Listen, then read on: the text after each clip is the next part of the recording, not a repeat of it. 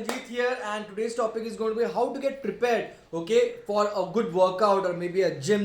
आप ऑनलाइन करो ऑफलाइन करो that doesn't matters, but preparation बहुत ज़रूरी होता है. प्रॉपर प्लानिंग करके जाना बहुत ज़रूरी होता है. So let's start from the bottom. बहुत सारे लोग मुझे ये क्वेश्चन पूछते हैं कि विच शूज़, ओके, कौन सा शूज़ पहनना चाहिए, रनिंग शूज़ पहनना चाहिए या कुछ अलग पहनना चाहिए, क्रॉसफिट शूज़ पहनना चाहिए या 5 फिंगर शूज़ पहनना चाहिए. So let me tell you कि अगर आप सुपर एडवांस लेवल पे ट्रेन नहीं कर रहे हो कोई स्पोर्ट्स, अगर आप regular to basic to intermediate level पे हो, सो मैं आपको कहूँगा कि इतना ज़्यादा कौन से टाइप का शूज़ पहनना चाहिए उसके ऊपर फोकस नहीं करना चाहिए. अच्छा स्पोर्ट शूज़ होना बहुत ज़रूरी है. डेफिनेटली लेदर शूज़ नहीं पहनना है, बट आपका जो सोल है वो भी बहुत ज़्यादा फ्लैट नहीं होना चाहिए. कुछ कुछ लोग उसमें भी कंफर्टेबल फील करते हैं, बट अगेन आपकी कंफर्ट लेवल डेफिनेटली मैटर करेगी. पर्सनली मैं स्पोर्ट शूज़ पहनता. I am very much comfortable in running shoes. Okay, even in doing weights also I am very much comfortable in running shoes, but that doesn't mean कि आपको वही पहनना है. आप five finger shoes भी मिलते हैं, वो भी ले सकते हैं. बहुत सारे लोग उसमें बहुत कंफर्टेबल फील करते हैं, बट वो थोड़े से एक्सपेंसिव होते हैं. इट्स अराउंड 7-8 थाउजेंड के ऊपर होते हैं वो, अगर आप अच्छे प्रॉपर क्वालिटी के लेते हो तो. Otherwise any sport shoes also amazing, आप ले सकते हो. So that's about shoes. और सबसे पहले शूज़ पहनना बहुत ज़रूरी होता है. येस, कुछ लोग विदाउट शूज़ बहुत कंफर्टेबल फील करते हैं, स्पेशली पावर मूवमेंट्स, या उसके पीछे एक साइंस भी है. बट अगर आप, अगेन मैंने कहा कि अगर आप प्रो एथलीट नहीं हो तो आप फिटनेस या इंटरमीडिएट लेवल पे अगर हो तो आप डेफिनेटली एक अच्छे शूज़ डेफिनेटली लोगे तो बहुत बेटर होगा. आपके एंकल, आपकी बैक, आपका ओवरऑल पोस्चर बहुत अच्छा रहता है. आपको जंपिंग भी करते हो तो भी कुछ इशू नहीं आता है. आपके नीज के लिए भी बहुत अच्छा है. That's about shoes. Definitely socks के बारे में मुझे बोलने की ज़रूरत नहीं है. So you should wear a good sports socks, that's very important. अगर आपको कोई नी का इशू है या if you have any injuries and if you've been advised by your coach, definitely carry a good knee cap. Again मैं कहूँगा अगर आपको इशू है तो अननेसेसरी उसकी आदत मत डालिए. Okay, a good knee cap if you have any issues. Then let's come to the कौन से बॉटम्स पहनने चाहिए. ओके, आप जो भी शॉर्ट्स पहनोगे मैं आपको प्रिफर करूंगा कि आप साइकिलिंग शॉर्ट्स या फिर बहुत सारे ऐसे साइकिलिंग शॉर्ट्स के मटेरियल के होते हैं वो आप पहन सकते हो. आपको रेंज ऑफ मोशन कॉम्प्रोमाइज़ नहीं हो. ओके, बहुत बार अगर हम कुछ कॉटन शॉर्ट्स डाल के जाते हैं, रेंज ऑफ मोशन कॉम्प्रोमाइज़ हो जाती है, हम फुल स्क्वाट्स नहीं कर पाते हैं या मे बी जंपिंग नहीं कर पाते हैं. So that's not good. Okay, so आप ऐसी कोई भी शॉर्ट्स लो, ओके, जो ड्राई फिट मटेरियल हो तो बहुत अच्छा होगा. सेकेंड की प्रॉपर रेंज ऑफ मोशन. जब भी आप घर पे भी if you wear that properly उसमें नीचे बैठ के देखो. ओके, आपको कुछ भी करते हुए तकलीफ नहीं हो रही है ना, आपका मूवमेंट रिजिड नहीं हो रहा है ना उसके वजह से, तो good shorts very very important. बहुत लोग ट्रैक्स भी पहनते हैं.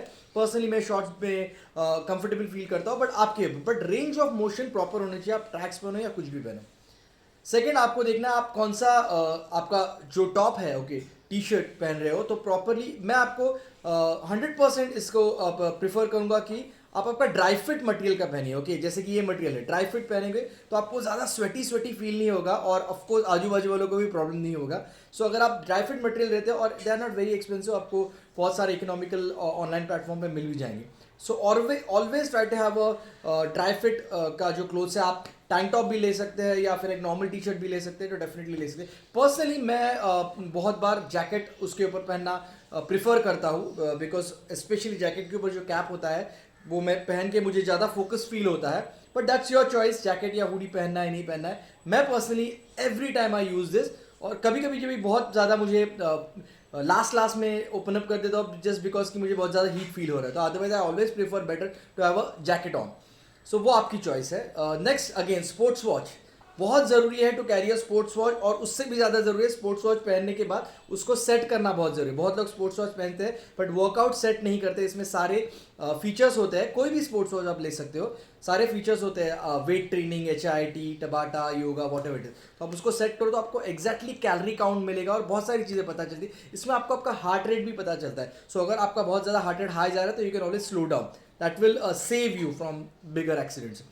ये एक बहुत ज़रूरी है. आप आपके स्ट्रैप्स, ओके, स्पेशली अगर आप लिफ्टिंग कर रहे हो तो लिफ्टिंग स्ट्रैप्स आते हैं ऑन ऑनलाइन प्लेटफॉर्म अराउंड 300-400 के आसपास मिल जाते हैं. बट बहुत ज़्यादा ज़रूरी चीज़ है, स्पेशली आप बिगनिंग टू इंटरमीडिएट फेज पे हो तो, क्योंकि आपको लिफ्ट करने के लिए बहुत बार फोर आर्म फेल हो जाता है और स्ट्रैप्स नहीं होने की वजह से आप उतना लिफ्ट नहीं कर पाते.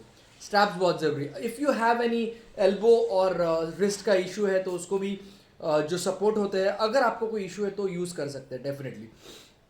देन नेक्स्ट इज मैं जो प्रिफर करता हूँ वो हेडफोन प्रिफर करता हूँ. I always better to have headphone, because क्या है ना, हम कभी कभी जिम में जाते हैं या कहीं पे भी जाते हैं, वी नेवर नो क्या म्यूजिक चल रहा है, कभी कभी कुछ अनबिलीवेबल सॉन्ग चलते रहते हैं और आपका पूरा मोटिवेशन उससे डाउन होता है. सो ऑलवेज एक अच्छा ट्रैक चूज कीजिए. ओके मैं हमेशा जिम जाने से पहले एक बहुत हाई एनर्जी ट्रैक जो अराउंड 60 मिनट्स का ट्रैक हो वो मैं चूज़ करता हूँ. और जब भी मेरा मेन सेट वार्म अप होने के बाद मेन सेट शुरू हो जाता है, मैं उसको स्टार्ट कर देता हूँ. और मुझे वो एक टाइमर भी है कि वो जब भी खत्म होता है तभी मुझे have to wind up my workout. So it can be 60 minute और 40 मिनट्स और 30 मिनट, जो भी आपका है उसके हिसाब से आप ट्रैक चूज कर सकते हो. उसको थोड़ा सा सुनिए तो आपको पता चलेगा अच्छा है कि नहीं है. सो ये बहुत ज़रूरी चीज़ है और बिलीव मी ये करने से बहुत फ़र्क पड़ेगा आपके ओवरऑल वर्कआउट परफॉर्मेंस में भी और एक्सपीरियंस में भी. At the same time you can also wear a cap. अगर आपको बहुत सारा नहीं तो स्वेटिंग की वजह से भी प्रॉब्लम हो जाता है, तो वेयर अ कैप और अ बंडाना समथिंग जो स्वेट आपका यहाँ पे ही रोके. ओके उसको नीचे आके आपको विजन में तकलीफ नहीं है और बहुत बार फिर वो स्वेटी लगता है. Okay personally I don't prefer. So cap या फिर बंडाना आप ले सकते हो. सो ये कुछ इंपॉर्टेंट चीज़ें अबाउट अटायर. ओके जो मैंने शूज़ से लेके हेड और स्पोर्ट्स और ये सारी चीज़ें बताई. Eight the same time headphone. और उसके साथ क्या आप डेफिनेटली कैरी कर सकते हो, अगर आप समझो आपके खुद के वीडियोस या कुछ निकालते हो तो एक अच्छा मोबाइल स्टैंड लेके जाइए. बहुत सारे लोग आजकल ये करते हैं. और पोस्ट वर्कआउट पिक्चर अगर आपको निकालनी है तो किसी को बोल के प्लीज़ मेरा फोटो खींचो, प्लीज़ मेरा photo, everyone is busy out there. So you can always carry a stand, या फिर छोटा या फिर बड़ा जो भी है आप एक स्टैंड कैरी कर सकते हैं अगर आपके जिम में अलाउड है तो. And you can do your what ever shooting, video shooting और वॉट एवर जो आप अगर अलाउ है तो वो डेफिनेटली कर सकते हैं. सो ये कुछ इंपॉर्टेंट चीज़ें हैं. सबसे इंपॉर्टेंट चीज़ आपका पोस्ट वर्कआउट शेक आपके साथ होना चाहिए, क्योंकि वो वही पी ले तो ज़्यादा बेटर है, क्योंकि बहुत बार हम आने के बाद भूल जाते हैं, कुछ ना कुछ काम में लग जाते हैं.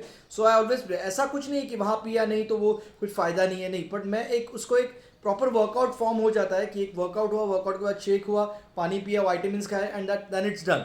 सो एक आदत रहती है. So that's always carry your post workout shake with you. Water bottle होना चाहिए. अगर आपके जिम में वाटर फैसिलिटी नहीं है तो वाटर भर के लेके जाओ, बिकॉज बहुत ज़रूरी है to drink at least water in between workout. Personally मैं इलेक्ट्रोलाइट्स लेता हूँ, हाइड्रेट जो है हमारा वो मैं लेता हूँ. प्री वर्कआउट रूटीन एक अच्छे से रखिए. पर्सनली मैं प्री वर्कआउट कुछ बहुत खा के जाने के लिए आपको बोलूँगा नहीं. पर्सनली मुझे फास्टेड वर्कआउट बहुत अच्छे लगते हैं. एटलीस्ट 3 से 4 घंटे मैं फास्टेड जाता हूँ, बट इट्स नॉट नेसेसरी. आपके कोच से बात करो, जो आपका प्लान है वो फॉलो करो. और प्री वर्कआउट रूटीन में मैं मेरा जो ग्रीन टी है फ्रेश, वो डेफिनेटली लेता हूँ, थोड़ा स्ट्रॉन्ग बनाता हूँ. So I get that caffeine boost also.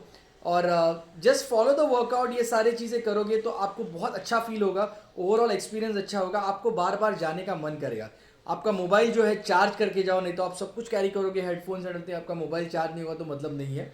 So all the best and enjoy your workout. ये बहुत ज़रूरी चीज़ है, बिकॉज आपको मैं बताऊँ, वर्कआउट या एक्सरसाइज को आप ऐसा नहीं है पैकेज करके मतलब 20 डेज, 3 मंथ्स, 4 मंथ्स, ऐसा नहीं है. ओके इसको ये एक लाइफ स्टाइल है. और अगर कुछ चीज़ है जो ज़िंदगी भर करनी है, उसको आप बिल्कुल बाईपास नहीं कर सकती है. कोई भी ऐसा नहीं है जो एक्सरसाइज को बाईपास करके एक अच्छी लाइफ जी सकता है. कोई भी नहीं. अगर आपको किसी ने बोला है तो वो गलत है. सो अगर वो चीज़ करनी है तो उसको एन्जॉय करो. Okay just have fun out of it. Okay अच्छा एक्सपीरियंस बनाओ, अच्छा म्यूजिक सुनो कि आपको दूसरे दिन भी जाने का मन करे. यूल से कि ये मेरा मी टाइम है, ये मैं बिल्कुल कॉम्प्रोमाइज़ नहीं करूँगा. Okay all the best. Thank you so much. And if you have any other queries you can always message me. Thank you so much.